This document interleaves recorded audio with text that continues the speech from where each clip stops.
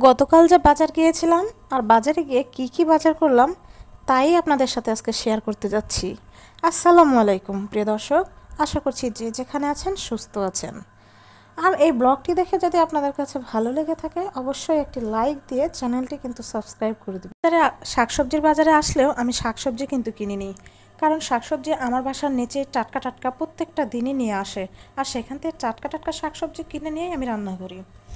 আসলে কিছু বাজার প্রয়োজন ছিল যেগুলো বাড়ির কাছে না পেয়ে বাজারেই যেতে হবে। এই যে দেখুন বাদাম, তারপরে পাঁপড়,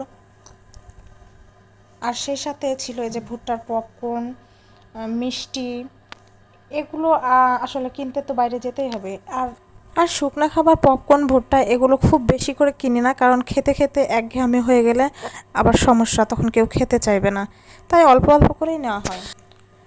আর এই যে এখানে ছিল বটগুলো আমি বেসিনে রেখে দিয়েছি। আর কি মিষ্টি নিয়েছি আমি সেটাও দেখিয়ে দিয়েছি। আর একটু পূর্বের কথায় যায়, সেটা হচ্ছে বট আমি বেসিনে রেখেছি। বেসিনটা দেখে কিন্তু একেবারে নোংরা মনে হচ্ছে, আসলে কিন্তু বেসিন নোংরা না, আমি ড্যাম্পিক্স দেওয়াতে বেসিনের এই কালারটা হয়ে গিয়েছে। তো যাই হোক, আপনারা কেউ বাজে কমেন্ট করবেন না। আর আমি বটটা পরিষ্কার করে দুপুরের মতো একটু বটের তরকারি রান্না করলাম, আর সেই সাথে আমার মেয়ে আবার বট পছন্দ করে না, তো তাই আমি আবার একটু গরুর মাংস ভুনা করে দিলাম। সেই সাথে সন্ধ্যা গড়িয়ে আসতেই আবার একটু নাস্তার আয়োজন করলাম।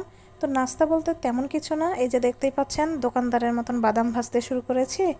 আর বাদামগুলো কিন্তু বিশ্বাস করেন দোকানদারের চেয়ে কিছুতেই কম ছিল না, ওরকমই মুচমুচ করছিল, বালু ছাড়া ভাজা তারপরেও। আর বাদাম আর পপকর্ন ভেজে আমি রেখে আমরা মা মেয়ে নামাজ পড়ার জন্য চলে গেলাম, যে নামাজ পড়ার পরে খাওয়া দাওয়া শুরু করব। এদিকে খাওয়া দাওয়া শেষ করে দেখেন বিছানার কি অবস্থা, কারণ বাসায় আছে একটা পিচ্চি।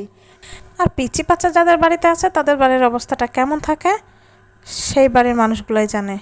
তো আমি আবার বাদামের খোসাগুলো তুলে বাটিতে রাখলাম।